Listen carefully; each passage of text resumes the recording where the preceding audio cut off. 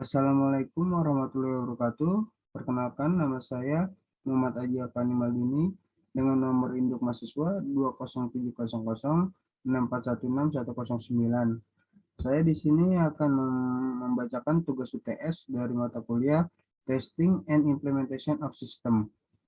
Dan soal pertama ialah apa yang Anda ketahui tentang 4 proses siklus pengembangan perangkat lunak? Jelaskan. Jawabannya adalah 1.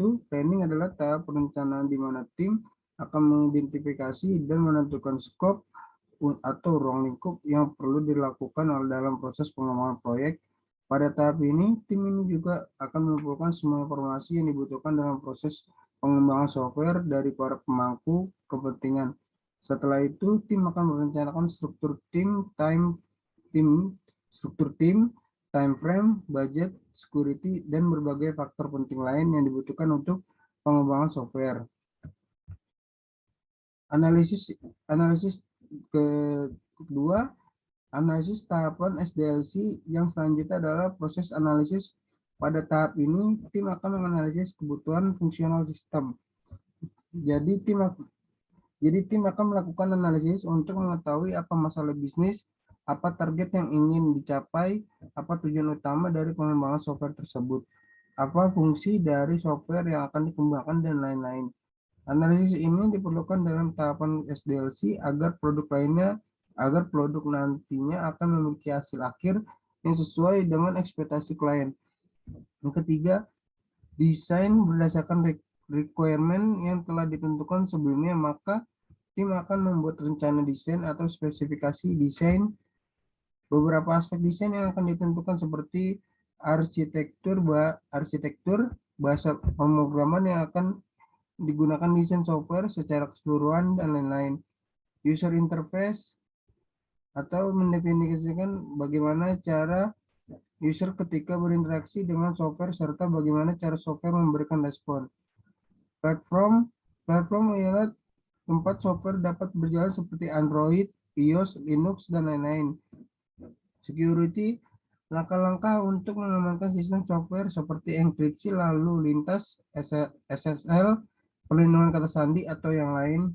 Dan yang keempat, model prototyping merupakan model pengembangan sistem yang kompleks.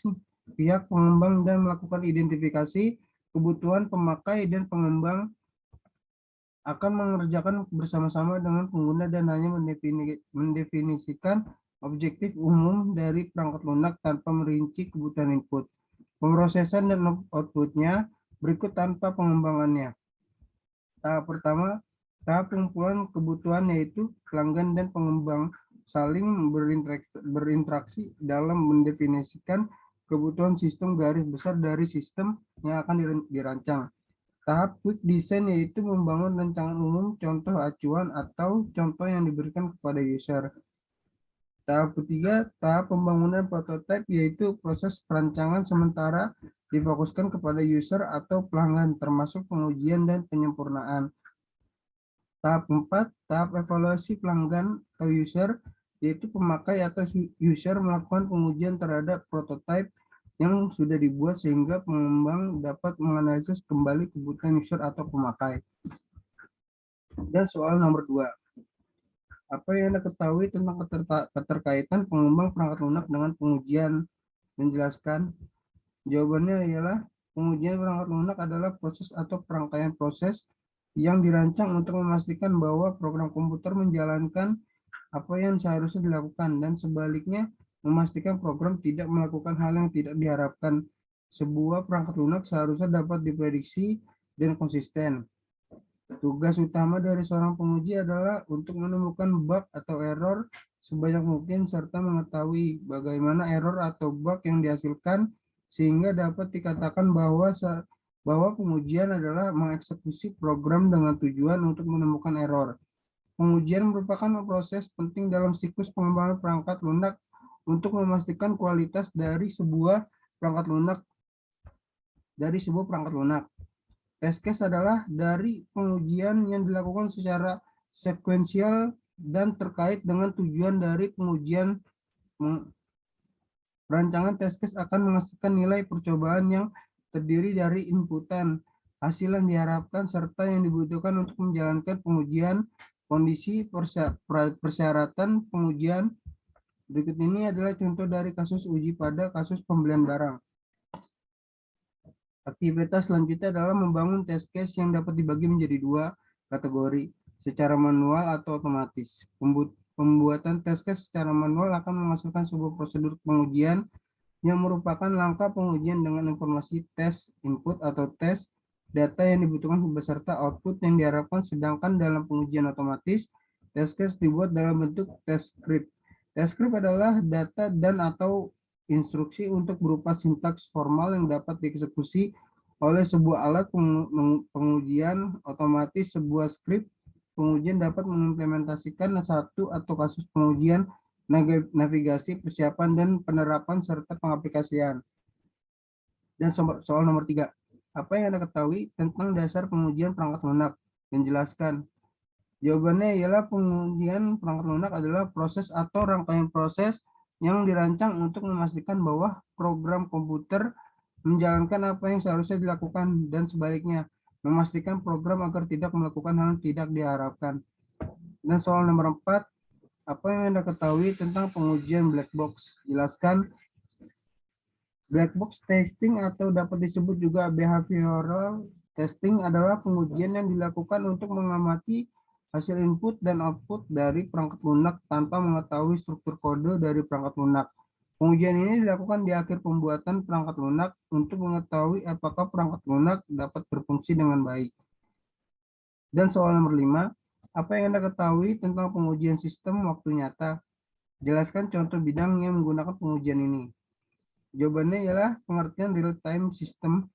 Pada awalnya istilah real-time digunakan dalam simulasi memang sekarang lazim.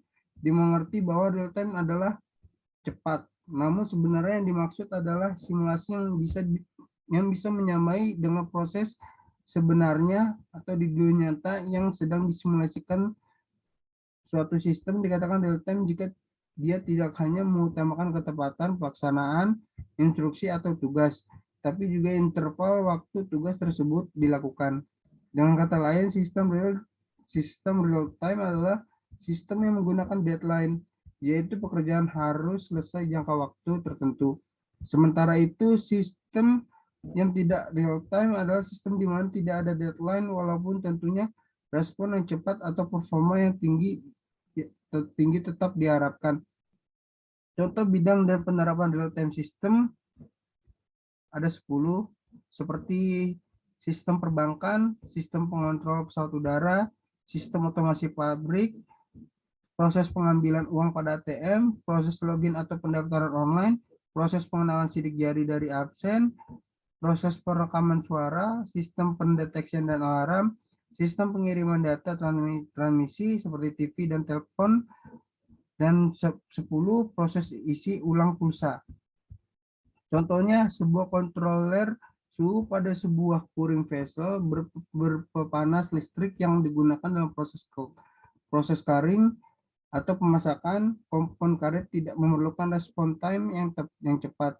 Dalam sistem ini, laju perubahan suhu adalah 1,5 derajat Celcius per menit dengan maksimum suhu yang dapat dicapai sebesar 160 derajat Celcius. Selain itu, proses pemasakan komponen karet juga tidak termasuk proses yang kritis. Adanya selisih suhu antara suhu aktual dan suhu target tidak banyak mempengaruhi hasil akhir proses. Demikian juga dengan waktu proses, adanya selisih kurang atau lebih terhadap lamanya waktu proses masak juga tidak mempengaruhi hasil akhir proses. Dan soal nomor 6, apa yang Anda ketahui tentang pengujian peralatan uji otomatis? Beri contohnya.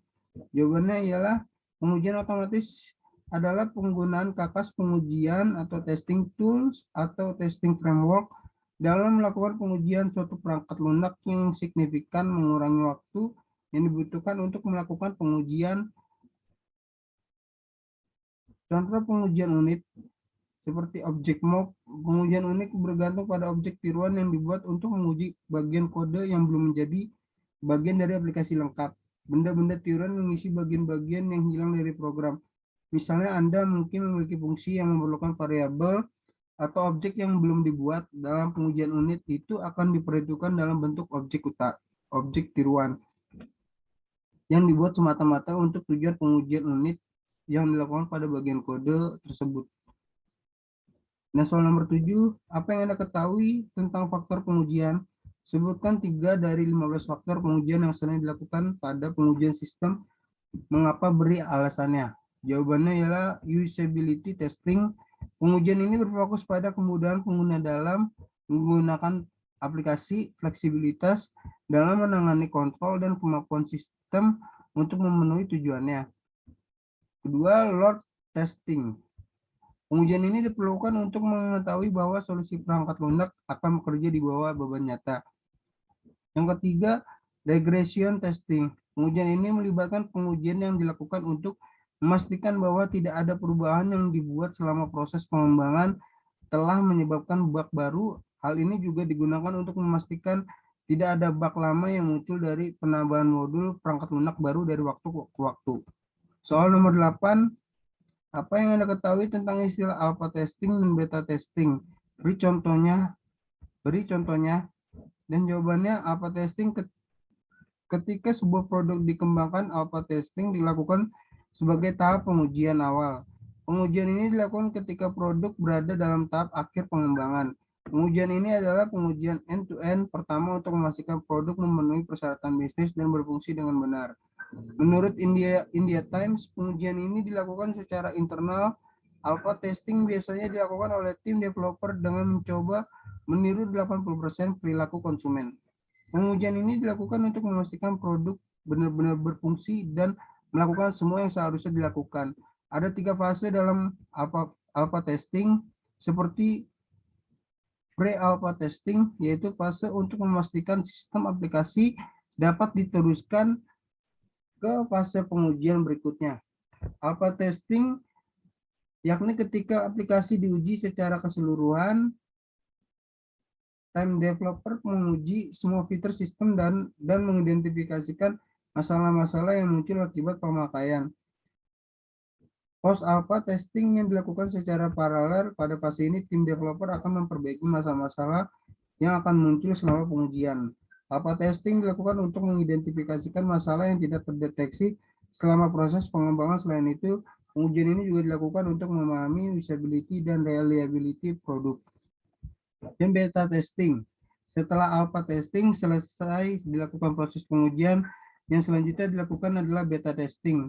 Dilansir dari produk plan, beta testing adalah ruang bagi konsumen untuk menggunakan produk di lingkungan produksi. Tujuan dari pengujian ini adalah mengungkap bug atau masalah apapun sehingga dapat diatasi sebelum produk dirilis. Berbeda dengan alpha testing, pengujian pada tahap ini dilakukan untuk mengidentifikasi masalah yang tidak muncul dalam kondisi yang terkontrol. Untuk itulah konsumen dilibatkan sebagai beta tester. Ada 5 jenis beta testing yang biasa dilakukan untuk menguji produk, seperti yang ada di bawah ini. Dan selanjutnya, soal nomor 9. Apa perbedaan pengujian white box dan black box? Jelaskan.